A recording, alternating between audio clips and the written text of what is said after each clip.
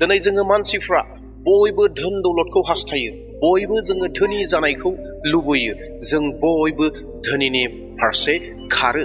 धोन दौलतखौ माबायदि खामायनो हागौ, माबायदि खामायनानै गावनि जिउखौ सुख शान्ति आराम खालामनो हागोन, धोन दौलत खालामनानै, धोन दौलतखौ बुथुमनानै माबायदि गोजोन सुख शान्तिखौ खालामगोन, बेफोरबायदि सिन्था खालामनानै बयबो धोन दौलतनि उन उन खारदों आरो गावखौ बयनिख्रुइबो धोनि खालामनो बयबो हास्थायदों, बयबो धोनि जानो सानदों।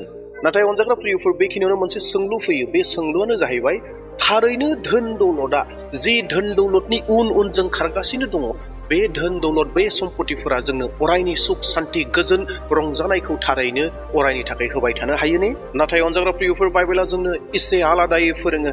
जि धोनि जानाय, बे धोनि जानाया केबल धोन दौलत एबा थाखा फैसायावल' धोनि जानो हायो एबा धोनि दं, बे नङा, नाथाय गुबुनबो दं। दिनैनि बे भिडिअआ नोंथांनि लागै मोनसे गोदान आशीर्बाद लानानै फैगोन। नोंथाङा जेन सासे धोनि मानसि जानो हायो बिनि थाखाय, मानोना बे धोनिखौ जानो थाखायनो गोबां ख्रिस्टियान सुबुंफोरा नाजागासिनो दङ, नाथाय गोबाङा धोनि जानो हायाखै। नाथाय दिनैनि बे भिडिअआ नोंथांखौ धोनि जानो थाखाय गोबां मदद खालामगोन। दा बेयावहाय भिडिअखौ जोबजासिम नायगोन, जेन जों साफ्रोम ख्रिस्टियानफोरा धोनि जायो आरो बे धोनि जानानै जों जेन मोजां सुख शान्ति जिउखौ लानो हायो। बेनि थाखाय बे भिडिअखौ नायगोन, जेन नोंथाङा माबा मोनसे आइडियाखौ मोनगोन, आशीर्बादखौ मोनगोन आरो सोलोंनो हागोन। अनजाग्रा प्रियफोर, सोरबा जुदि आंनि चेनेलाव गोदान फैदोंब्ला चेनेलखौ साबस्क्राइब खालामगोन आरो लोगोसेनो मोनसे लाइक होगोन आरो लोगोसे भिडिअखौ शेयार खालामगोन। सेथि सोंलु खालामनायनि गेजेरजों बाथ्राखौ जागायजेनलांनो हास्थायदों, बेनो जाहैबाय व्हाट इज ट्रु वेल्थ? असली धन क्या है? गुबै धोन दौलतआ मा? बेनि इसोरनि बोसोन माथाइया बेबायदि बुङो, संसारनि गासैखौबो मोननानै सोरबाया गावनि जिउखौ खोमायोब्ला बिहा मा मुलाम्फा दं? गैया, बिहा जेबो मोनदेरनाय गैया। माबा मुवाफोर होननानै गावनि जिउखौ मोनफिननायनि बिहा मुंबो राहा गैया। अनजाग्रा प्रियफोर, जोङो बेबायदि बेक्तिखौ धोनि होननानै सानो जाय बेक्तिहा गारि दं, जाय बेक्तिहा गोबां धोन दौलत दङ, गोबां हा दङ, गोबां गाननाय जोमनाय दङ, गोबां बिल्डिं दङ, बैबायदि बेक्तिफोरखौ जोङो धोनि होननानै बुंदों। नाथाय इसोरनि बोसोन, इसोरनि बाथ्राया एसे आलादायै बुंदों। बे जाहैबाय, जाय बेक्तिया इसोरखौ सिनायबाय, इसोरखौ मोनबाय, बेसो प्राकृति अरिजिनाल सैथो धोनिया होननानै। अनजाग्रा प्रियफोर, अब्ला जोङो दिनै मा जानानै दङ? जाय बेक्तिया इसोरनि बुंनाय बायदि सोलिगोन, जिसु ख्रिस्टनि बुंनाय बायदि सोलिगोन, बे बेक्तियासो सैथोआव धोनि। जायखौ जोङो मेगनजों नुदों धोनि होननानै, मटर गारि दङ, बिल्डिं दङ, हा हु दङ, धोनि धोन दौलत, बेंक बेलेन्स गोबां दं, बिथांनि जिउआव सुख शान्तियानो गैयाब्ला मा लाब, मा मुलाम्फा? सानफ्रोमबो नांज्लाय खमज्लाय, सानफ्रोमबो बै धोनखौ लानानैनो गिनांनाय, सानफ्रोमबो बै न'खौ लानानैनो गिनांनाय, सानफ्रोमबो गावनियाव थानाय धोन दौलतखौ लानानै गिनांनाय, गोसोआव सुख शान्ति गैया। अब्ला बिनि धोनि जानायनि ओंथियालाय माथो? दिनै जाय बेक्तिफोरा इसोरखौ लानानै धोनि जागोन, इसोरनि बोसोन बायदि सोलिगोन, बिसोरनियाव गिनाय थानाय नङा, दुखु थानाय नङा, अरायबो सुख शान्तियानो सुख शान्ति थागोन। बेखायनो इसोरनि बोसोना बेखौसो बुंदों, जाया इसोरनि बायदि सोलियो, जाया इसोरखौ सिनाय मोनबाय, इसोरनि लामायाव थाबायो, बेसो सैथो धोनिया होननानै। नैथि बाथ्रा जों नायनि, बे जाहैबाय धोन आरो इसोरनि गोहो, वेल्थ एन्ड गड्स पावार, धन और परमेश्वर का समर्थ। बे बिसोर इसोरनि बोसोना बेबायदि बुंदों, बोसोन बिजाब 8:8 बयनिबो थाखाय आंनियाव आग्लाय बिग्लाय धोन आरो मान दङ, आङो फेदेरनो आरो देरहाहोनो हायो। अनजाग्रा प्रियफोर, जेब्ला जोङो जोंनि मावनाय दांनायनि गेजेरजों, जोंनि बोलोनि गेजेरजों, जोंनि साननाय हनायनि गेजेरजों जेब्ला जोङो धोन सम्पतिखौ आरजिनो हायो एबा धोन सम्पतिखौ जोङो बुथुमनो हायो, जोङो धोनि जायो, बे समावबो जोङो साननो नांगौ आरो जोङो मोनथिनो नांगौ, बे गासै गोहो बोलोखौ इसोरासो जोंनो होदों।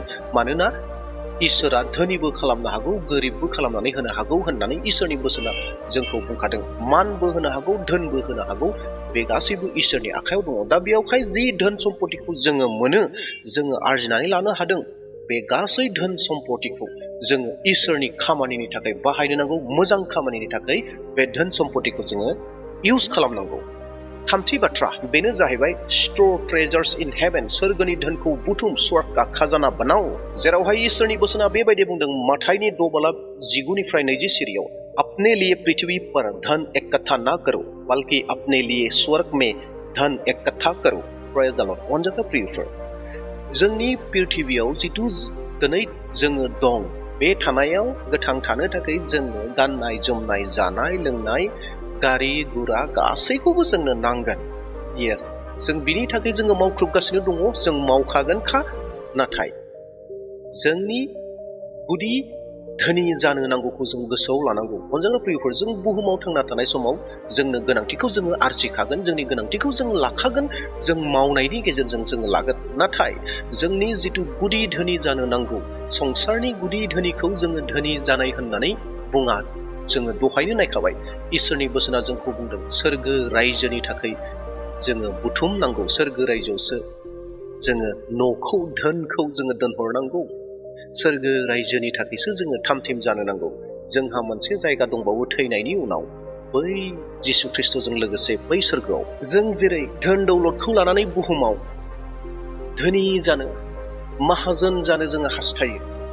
बिनि थाखाय जोङो मा खालामो? सानफा एफा खामानि मावो, जोङो बुथुमनानै दोनो, बबेबा बेंकआव एकाउन्टआव दोनगोन, बहाबा बिजनेस खालामगोन, बेबायदिनो जोङो धोनि जालांगोन। सोरगोआवलाय जों माबायदि धोनि जागोन? अनजाथाव प्रियफोर, दिनै जोङो सोरखौबा मदद होनाया जोंनि थाखाय सोरगोआव धोनि जानाय। जोङो इसोरनि खामानि मावनाया जोङो धोनि जानाय इसोरनि रायजोनि थाखाय। जों जुदि सोरखौबा मदद होदोंब्ला, जों जुदि सैथो बुंदोंब्ला, जों जुदि नांज्लायाखैबा, जों जुदि खमज्लायाखैब्ला, जोङो जुदि इसोरनि इच्छा बायदि, हास्थायनाय बायदि जोङो सोलिदोंब्ला, जों सोरगो रायजोनि थाखाय धोनखौ बुथुमगासिनो दङ।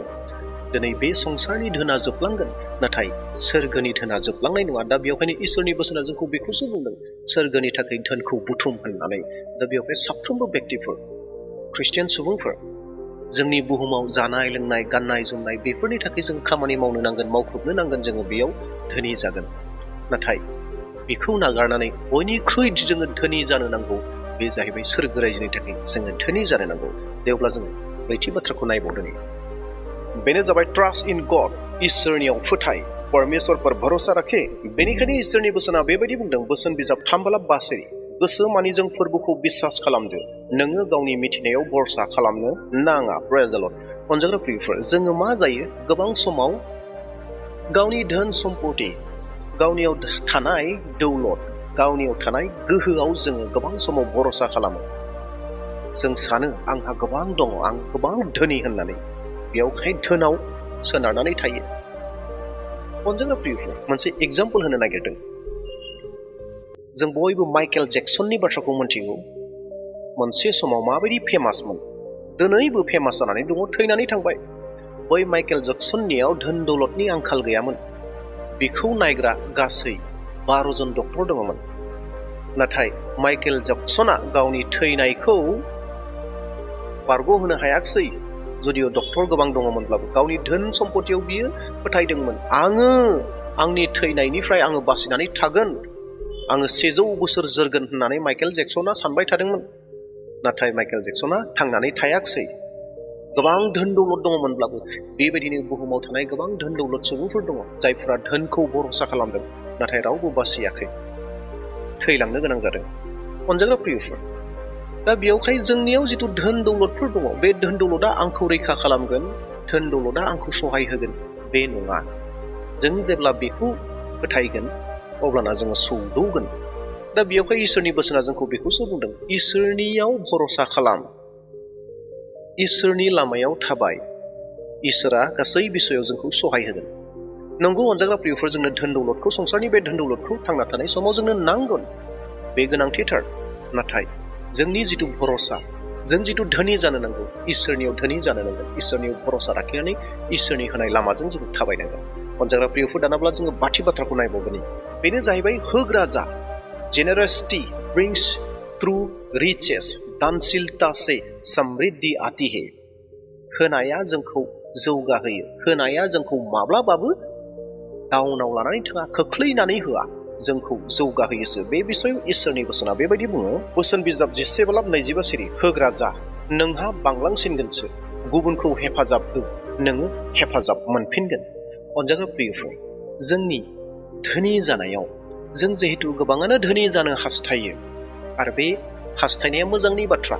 जोङो इसोरनियाव धोनि जानांगोन, नैथि बाथ्रा जोङो बुहुमाव थांना थानाय समाव जिथु धोन दौलतफोर दङ गारि गुरा जोंनो गासैखौबो नांगोन नाथाय बे धोनि जानायाव जोंखौ मोनसे बुस्थुआ आयदाया जोंखौ हेफाजाब होयो बे आयदायानो जाहैबाय मा होग्रा जानाय जोङो गुबुननो लागै गुबुनखौ हेफाजाब होनाय नोंहा बांलांसिगोनसो गुबुनखौ जेब्ला जों हेफाजाब होगोन नोंहा बांगोन नोङो हेफाजाबबो मोनफिनगोन जेब्ला जोङो गुबुनखौ हेफाजाब होगोन बै बेक्तिया जोंनो हेफाजाब होफिनगोन दा बेयावहाय जोंनि धोनि जानायाव बे गोबां मदद खालामो बे आखलखौ जोंनो नांगौ बे हुदाखौ जोंनो नांगौ जों जेन होग्रा जायो येस जोंनियाव थानाय जिथु धोन सम्पतिफोर दङ दौलतफोर दङ बेफोरखौ जोङो होग्रा खालामनांगोन जोङो होग्रा जानो नांगोन जोङो होयोब्ला जोंहा बांलांसिनो आरो जोङो गुबुननिफ्रायबो आरोबाव हेफाजाब मोनफिनो दा बेयावहाय जों धोनि जानायाव जों बे आयदाया गोबां मदद खालामो दा बेयावहाय बेखौ जोङो लानो नांगौ दानाबा जों आरोबाव नेक्स्ट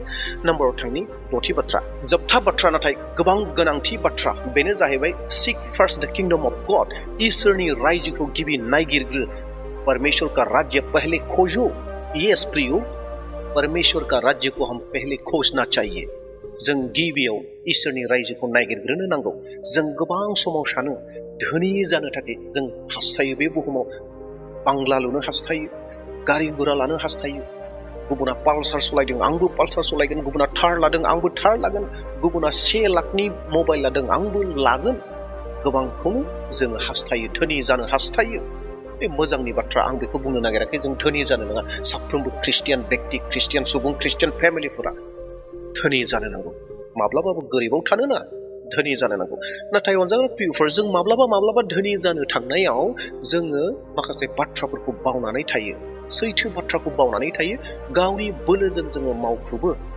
नाथाय जोङो साक्सेसखौ मोनहैनो हाया गोबां समाव मानो जिहेतु जों इसोरनि बोसोनखौ मानियाखै इसोरनि बोसोननि गोजानाव दङ इसोरनि बोसोना जोंखौ मा बुंदों गिबियाव माथाइनि 6:33 सिरियाव ओरै बुङो पहले परमेश्वर के राज्य और उसकी धार्मिकता की खोज करो तो ये सब वस्तु भी तुम्हें मिल जाएंगी इसोरनि बोसोना मा एसे रोखा गिबियाव इसोरनि रायजोखौ नायगिरग्रो बिनि उनाव बेफोर गासैखौबो होदेरनाय जागोन होननानै बुंदों बेफोर गासैखौबो होदेरगोन माखौ जों जे जिखौ हास्थायो बिल्डिं हास्थायदों जों जे गारि गुरा हास्थायदों जों जे धोन दौलत हास्थायदों जों जे हा सम्पति हास्थायदों मोजां संसारखौ हास्थायदों बेफोर गासैखौबो इसोरा जोंनो होगोन नाथाय इसोरा जोंनो मा बुंदों जिसु ख्रिस्टआ जोंखौ मा फोरोंदों बे जाहैबाय गिबियाव इसोरनि रायजोखौ नायगिरग्रो देट मिन्स इसोरनि रायजोआव जोङो धोनि जाग्रोनांगौ अनजाग्रा प्रियफोर बे बिसयाव गियानि सल'मननि एग्जाम्पलानो बयनिख्रुइबो साबसिन गियानि सल'मना इसोरजों रायज्लायनो मोनदोंमोन इसोरा फैदोंमोन सल'मननियाव आरो सल'मनखौ बुंफैदोंमोन सल'मन नोंनो मा नांगौ नों आंनियाव बिदो आरो सल'मना बै समाव इसोरखौ बुंनायसै आङो उन्दै बे एसेबां गिदिर रायजोखौ दैदेननो थाखाय आंहा गियान गैया बेयावहाय आंनो गियानखौ होदो रायजोखौ दैदेननो थाखाय आरो इसोरा बै समाव सल'मननि बिनायखौ ओरैबायदि सन्तुष्ट जाबाय इसोरा बुंबाय नों बायदि गियानि आरो पृथिबियाव रावबो बुजिनाय नंलिया नोंखौ गियानि खालामबाय इसोरा सल'मनखौ ओरैबायदि गियानि खालामबाय आरो बेजोंनो लोगोसे इसोरा सन्तुष्ट जानानै गासै धोन सम्पति मान सन्मान गासैखौबो सल'मननो होदोंमोन मानि थाखाय बे जाहैबाय इसोरनि इच्छाखौ नायगिरनायखाय सल'मना इसोरनि इच्छा बायदि बिनायखाय मामोन बियो इसोरनि रायजोखौ नायगिरग्रोनायखाय दिनै जों बयबो ख्रिस्टियानफोरखौ बर' ख्रिस्टियानफोरखौ जेब्ला जोङो बेबायदि जागोन इसोरनि रायजोखौ नायगिरगोन जों बयबो धोनि जालांगोन अनजाग्रा प्रियफोर बे इसोरनि प्रतिज्ञा सोरबा मानसिनि बुंनाय बाथ्रा नङा आंनि बुंनाय बाथ्रा नङा नोंथांनि बुंनाय बाथ्रा नङा बे जाहैबाय इसोरनि बुंनाय बाथ्रा पहले परमेश्वर का राज्य को खोजो तब सब कुछ दिया जाएगा बिलीवर्स सब कुछ तुम लोगों को दिया जाएगा हम पहले सिर्फ परमेश्वर का राज्य को खोजना चाहिए हम लोग कहाँ है हम लोग परमेश्वर का राज्य को खोजता है कि नहीं जों इसोरनि रायजोखौ नागिरना नागिरा if we are not seeking God's kingdom that we are in wrong way जों गोरोन्थि लामायाव दङ जों जुदि इसोरनि रायजोखौ गिबियाव नागिरग्रोआखैबा बेयावहाय अनजाग्रा प्रियफोर बेफोरनोमोन धोनि जानायनि माखासे राहा लामाफोर माखासे बाथ्राफोर गिबियाव जोङो इसोरनि रायजोनि थाखाय जोङो धोनि जादों आरो नैथियावसो जोंनि बुहुमाव थानाय थांना थानायनि थाखाय धोन सम्पति गासैखौबो जोंनो नांगौ आरो बेखौ इसोरा